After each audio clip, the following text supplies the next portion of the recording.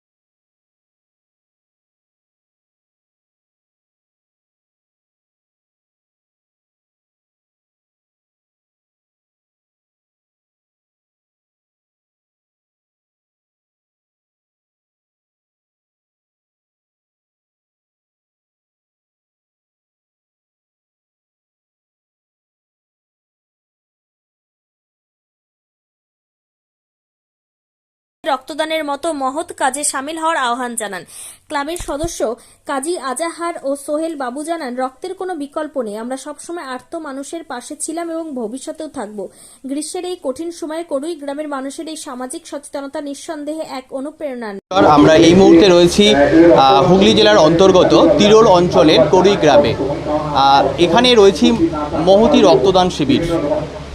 বর্তমানেই কিন্তু আমরা দেখতে পাচ্ছি এখন সমস্ত ব্লাড ব্যাঙ্কগুলোতে এই গ্রীষ্মের দাবদাহে রক্তের চাহিদা কিন্তু বাড়তে থাকে, সেই পরিমাণে রক্তের যোগান কিন্তু থাকে না। কিন্তু এমনই একটি মহতি উদ্যোগ নিল করুই রুরাল কালচারাল সোসাইটির পক্ষ থেকে রক্তদান শিবিরের আয়োজন করেন এবং সেই আয়োজনে দেখা যায় অসংখ্য সাধারণ মানুষ এবং যুব সমাজ এখানে এসে প্রত্যেকে কিন্তু রক্তদান করছে। তো আমাদের উদ্দেশ্য ক্রাইম প্রেসের বেঙ্গলের পক্ষ থেকে যে দিকে দিকে এই রক্তদান শিবির যেন আয়োজিত হয় এবং এই রক্ত আমরা জানি যে মানুষের জীবনকে বাঁচানোর জন্য, এক ফোঁটা রক্ত কিন্তু মানুষের জীবনকে বাঁচানোর জন্য অনেকটা প্রয়োজনীয়। সেই জায়গাটায় আমরা এই মুহূর্তে দাঁড়িয়ে রয়েছি সেই রক্তদান শিবিরে। আমরা দেখাবো যে অসংখ্য মানুষ এসে কিন্তু রক্তদান করছে।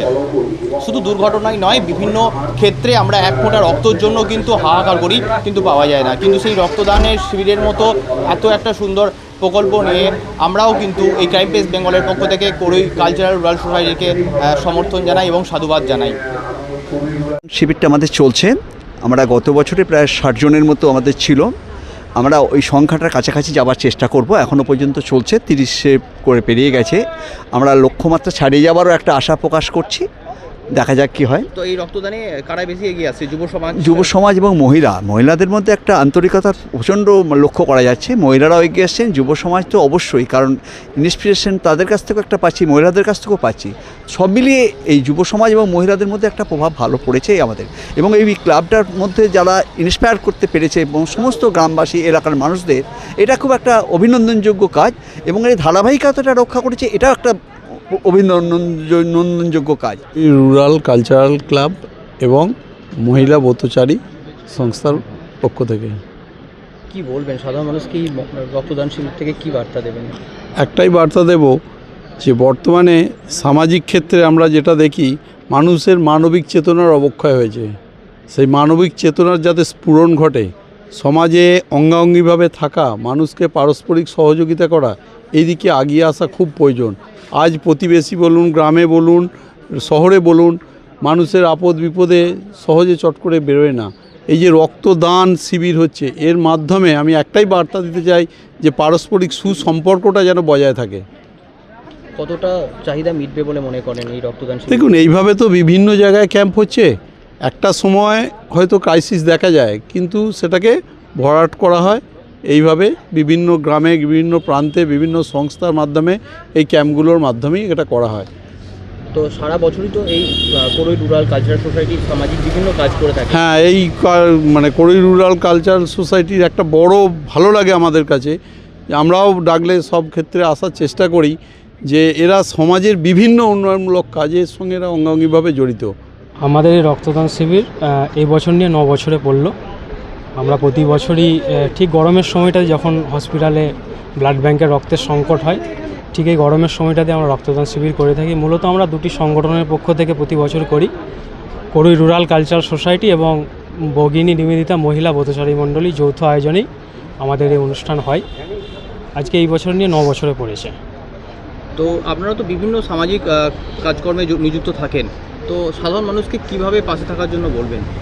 আপনারা জানেন বা এলাকার লোকও জানেন যে কোড়ি রুরাল কালচারাল সোসাইটি বছরভর বিভিন্ন রকম সামাজিক কর্মকাণ্ডের সাথে জড়িত।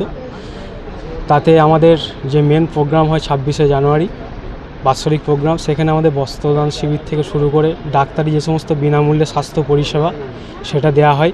বিভিন্ন যারা দুস্থ মানুষ আছেন তাদেরকে বস্ত্র বিতরণ করা হয়। এছাড়াও বিভিন্ন রকম প্রোগ্রাম আমাদের বিভিন্ন বাইরে করা হয়। তাছাড়া আমাদের এখানে একটু অঙ্কন শিক্ষাঙ্গন আছে, যেটা বিনা পয়সায় বা কিছু পয়সার বিনিময়ে এখানে শেখানো হয়। নাচের প্রোগ্রাম হয়, নৃত্য প্রশিক্ষণশালা আছে। এছাড়াও দুস্থ মেধাবী ছাত্রছাত্রীদের জন্য পাঠশালা খোলা আছে বিনা পয়সায়।